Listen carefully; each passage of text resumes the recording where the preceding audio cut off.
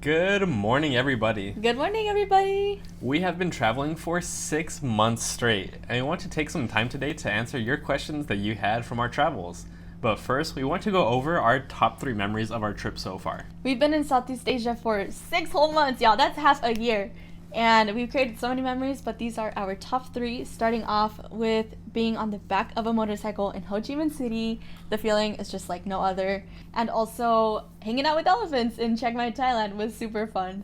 And one of my top memories for sure is our first day back in Ho Chi Minh City, the second time we went to Ho Chi Minh, and just getting to walk around all the little alleys on our way to the 200 market, and then on the way back, getting all of our favorite foods.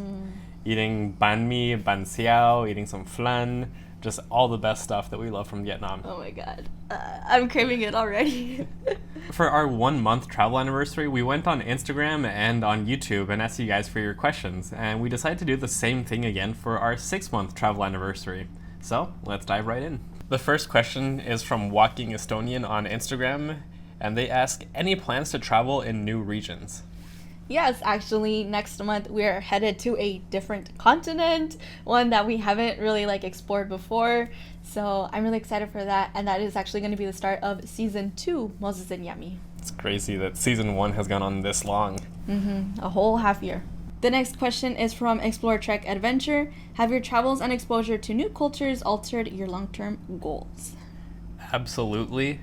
And the more that we've traveled, the more we want to experience new cultures and see even more new things. A big difference from these last 6 months from the rest of our life is living a minimalist life as well. Since we've been together, we moved from a 2-bedroom apartment to a 3-bedroom apartment to a 4-bedroom house, and then just kind of felt like the right path that we were supposed to be on, living the American dream. And then suddenly we challenged ourselves to live out of suitcases. And this has been such a fun adventure, and we actually kind of like these 1-bedroom and studio apartments that we've been living in, because rather than having to worry about all of our stuff and possessions, we just get to focus on the experiences that we're having. So I think moving towards the future, we're also going to focus more on living a minimalist lifestyle with less possessions. There's definitely a handful of things that we want. We miss our PS4s back home. Yeah. But definitely minimalist lifestyle is a big change as well. And since we started traveling, we also realized that the US has a very sheltered view on the rest of the world. When we came here, we didn't expect the countries to be as well developed as they are. We didn't expect to see skyscrapers all over. We didn't expect to see such good public transportation. We didn't expect our internet speeds to be better than at home. We didn't expect how many iPhones we'd see walking around the streets. So all these countries are incredibly developed and very easy to get around, and that's just something we didn't expect. Next question is from Michelle Guldamno. How do you do sticking to your budget that you set back at the beginning? So, at the beginning, we chose $500 a week, which is approximately $30,000 a year. That was mostly based on seeing Kara and Nate's travels back in 2016, and that would also keep us well below our incomes, so we could live quite comfortably in these parts of the world. We don't have the exact numbers just because we switched from my corporate accounting software over to a travel expense tracking app. And we still need to consolidate all of our numbers, but we'll be sure to have that for you at the end of season 1. But since we track day by day, we do see occasionally we go over our budget, and it's usually a few dollars. We want a little bit extra fruit or another Thai iced tea or something. The only days that are killer for the budget are travel days, because we didn't really factor in plane tickets in that budget, or maybe plane tickets have just gotten so much more expensive since 2016. And we're also definitely staying at much nicer accommodations than most backpackers, but that's because we do spend a lot of time at our accommodations because we work from home. Well, work from Thailand. But Yeah, kind of my home.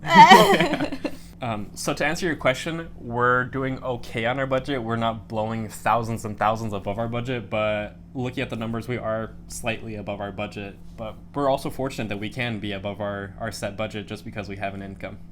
And I don't regret any single dime that I've spent here. The next question comes from Instagram, MacD1010. What city would you recommend for being a tourist and for a 1-year stay? Ooh, okay. So for tourists, I recommend Siem Reap or Hanoi. Why? Because I don't see myself being there long term. It's really, really cool places to be in, but it's just for us. It was good for shorter term. Yeah, a week was plenty, and we ended up spending 2 weeks in Hanoi, and for us, 2 weeks was a little too much in Hanoi. Yeah, and that's just because it was like really loud. Yeah, we had a lot of trouble sleeping, and once you see like all the main tourist sites, I'm sure there's more to do, but there wasn't more on our list to do, so we're just kind of there. But yeah, definitely cool places to check out. We're not trashing them at all. To live, it's kind of a three-way tie. That's tough. Yeah. Our three cities would be Bangkok, Kuala Lumpur, and if you're really adventurous, like you really want the Asian experience, Ho Chi Minh City, like 100%. Yeah. Bangkok and Kuala Lumpur have very well developed public transportation, lots of malls, and it's very easy to get around and live here. Ho Chi Minh, it's a lot more adventurous, but you can also live very comfortably in Ho Chi Minh. But just know that every time you want to go get food or go to the store, it's a bit of an adventure crossing the streets, but it's a very fun place too. Yeah. We've also learned that we prefer being travelers over tourists. Like the first 3 months of our trip, we were just running as fast as we could, checking things off of our list. And these last 3 months, we've kind of taken it slower. We still check things off of our tourist sightseeing list, but we also kind of take time to actually enjoy the places we're in and live more like locals. And then we get to become regulars at restaurants and cafes that we like, and that's really fun too. Yeah, and even like now, I still miss some of my favorite places. And all of my favorite places are in different cities. Ooh, next question from Tony and Trang. They're trying to start some drama.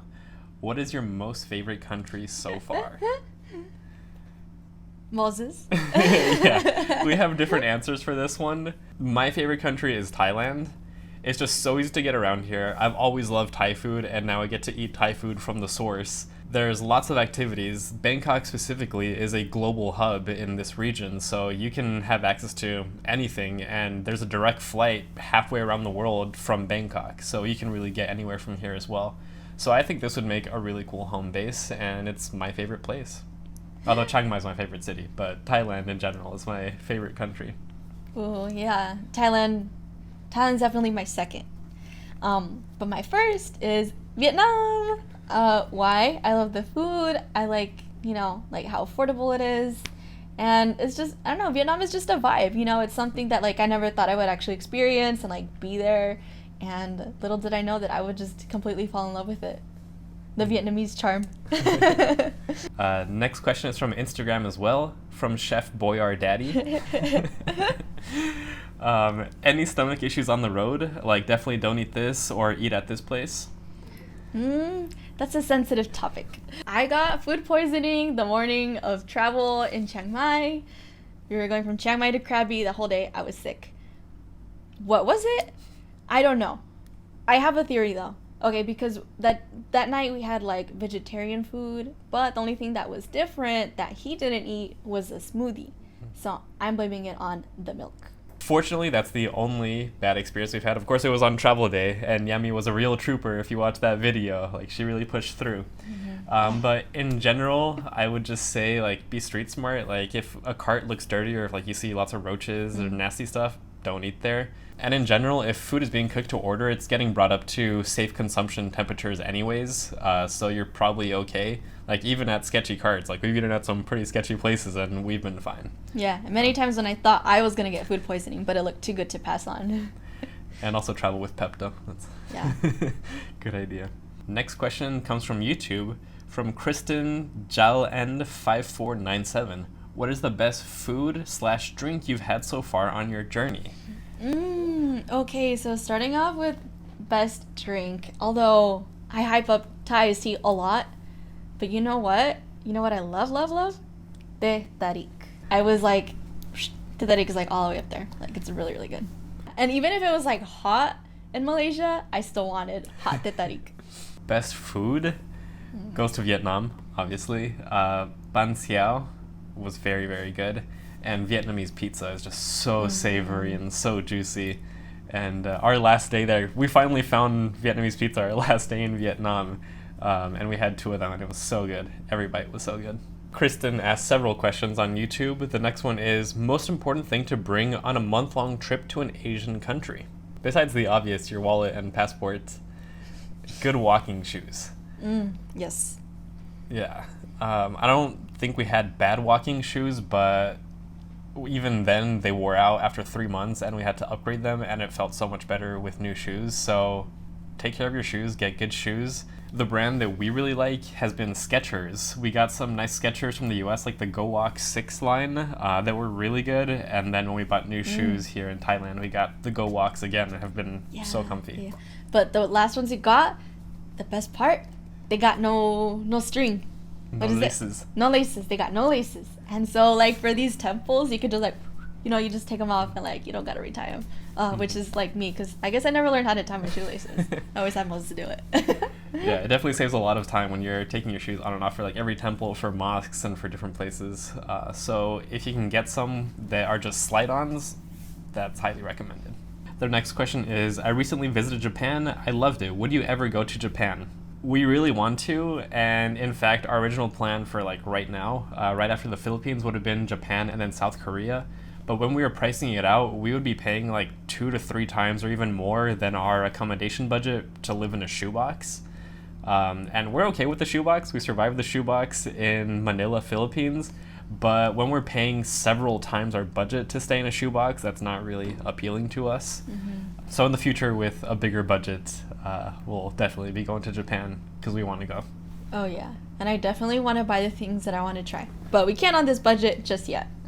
Their next question is, eventually when you settle back home, what are your plans in the States? Honestly, we don't really know. Yeah. It's like settling down is just so different for us now. We won't see it the same. Like, we definitely feel like we could use a break from full-time travel, but we don't want to stop full-time traveling either. But, like, we definitely miss a lot of stuff from home. We miss our PS4s. We miss Mexican food. We miss my parents' cats. So yeah, we don't really think that far ahead. We do want to go home, but we don't know what that looks like. And their last question is, do you think it would be safe for a woman to travel around Asia like you do, but alone? Yes, I do think it would be safe for a solo female traveler. I think a lot of times, like, social media and all that tends to make it seem really unsafe, but we haven't had any bad experiences at all. So yeah, get out of your comfort zone, and I think Asia's a perfect place to go to. For reference, I don't think I could travel alone. I need my emotional support human. These next questions are from our 1-month Q&A that we just hadn't gotten around to answering. These next ones are from JubbyChan4857 on YouTube. Their first question is, why did you leave America and decide to travel full-time? We were inspired by a lot of other travel YouTubers, and it was just something that we've always wanted to do. We had been saving money for quite some time, and maybe it's just the finance people in us, but like, we didn't even know what we were saving for. Just, it's good to have something on the side. And we were given this opportunity where we had time and we had money, and we were like, okay, let's go for it. So here we are. Their next question is, any travel hacks to share? And the very first one that comes to mind is that budget airlines probably don't make sense for a lot of people. Like, if you're traveling with a suitcase that you're gonna check, a budget airline probably doesn't make sense for you. We travel with 2 suitcases and 2 backpacks between us, and every time that we've looked at budget airlines compared to national carriers, after baggage fees, the budget airlines usually end up costing about the same or even more than national carriers. And the one time that we flew a budget airline, it was actually significantly more than a national carrier. It was a very, very expensive flight that we're still angry about. And by flying national carriers, you also get more legroom. Like, my legs straight up do not fit in AirAsia planes. And you also get meals often on flights when they're international. So you get meals, you get legroom, you get a more comfortable flight experience, and you get free check bags. So it just kind of makes sense to fly national carriers. We also recommend against using like budget booking sites like Hopper. We always use Expedia, and we've booked all of our hotels and all of our airplanes through it, or we book directly through the airline. And if you're interested in using Expedia, we have a link in the description where you get $30 and we get $30, and we'd really appreciate it if you signed up with our link. Another travel hack is that you can get just about everything you need here. You don't really have to bring it from home, so don't stress too much about the packing list. And we've also switched from staying at mostly hotels at the beginning of the trip to mostly Airbnbs now. And we had planned to do mostly hotels, so we packed pretty heavy, in fact. We have like a week to a week and a half worth of clothes just because that's how often we expected to do laundry. But now we have a washing machine in every place we stay, so we could have realistically packed like 2-3 days worth of clothes and been fine. So kind of based on what type of trip you're planning on taking, also cater your packing to that, because we could probably ditch our suitcases at this point if we didn't have so much clothes. And one kind of uncommon tip is if you're traveling long term, pack a couple of small quality of life things that will just kind of level up your life. Two of those for us are, we travel with satin pillowcases. We travel with our own pillowcases because we can sleep on just about any bed at this point, but if I feel a rough pillow against my face, I can't sleep, and especially with the beard and Yami's hair, if it's a rough pillow, we can't sleep, so a nice satin pillow just makes it nice and cozy. And our second quality of life upgrade is these metal insulated tumblers, which have traveled the world with us for the last 5-6 years. We're crispy water addicts, and these keep your water nice and crispy. So just another small quality of life upgrade. And if you're interested in any of our stuff, we also have Amazon affiliate links in our description, and we'd really appreciate it if you shopped using those links. And also, if you don't want to buy anything on those links, but you're about to check out on Amazon something completely different, click on one of those links and then check out, and we also get a cut of the profit. And then last one, I don't know if this is really a travel hack, but we haven't gotten cut off by T-Mobile for international data. Everywhere it says that T-Mobile cuts you off after 3 months, and we've also heard lots of stories of other travelers saying that after 3 months traveling abroad, they got cut off. We're at 6 months and we haven't gotten cut off. And I think it's because on our cell phone plan, we actually have 3 lines, 2 for us and then 1 for Yami's brother back in the US. So I think technically our plan is in the US, and that's why we haven't gotten cut off. So if you're from T-Mobile watching this video, you're not watching this video. And I think that may be why we haven't gotten cut off. We'll update you guys if we do get cut off, but so far 6 months we've gotten free international data, which is awesome. Their next question is, why did you choose Thailand as your first destination? And there's actually kind of a funny story with that. Yeah, so the original first country we're going to arrive to was going to be Manila, Philippines. Shout out Drew Binsky. But that changed. Yeah. So looking into it, it looked like Bangkok was actually a much better global hub, kind of for this region, for Asia. And we also saw a lot of cool sites and things to do all over Thailand. So we decided, okay, let's change our flight from Manila over to Thailand instead. And I think the flight schedule actually worked out a little bit better. But now that we've actually been to Manila and spent 2 weeks there, I think that if that was our first destination, we wouldn't have lasted 6 months. Yeah. I think we would have gone a little too much culture shock and cut it short. Yeah. So yeah, we're really glad we chose Thailand. I think we could have honestly chosen Vietnam or Malaysia, and we would have done pretty well too.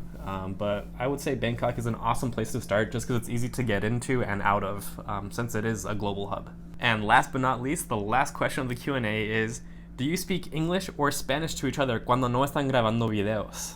Oh, we speak both. Spanglish. Spanglish. Yeah, our family is like mostly like Mexican, and so we speak a lot of Spanish outside of filming. And we do speak like mostly English, but there's some things that you can only say in Spanish and only make sense in Spanish. So there's definitely a lot of Spanish in our household. Especially the jokes.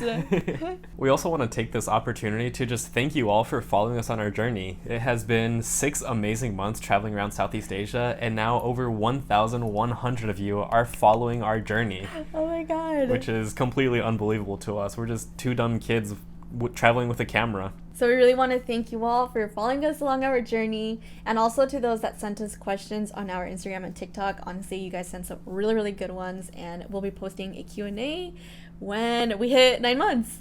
Yeah. If we hit 9 months. But that's going to be all from us today. Thank you so much for watching, and we hope to see you on the next one. See you in the next one. Bye.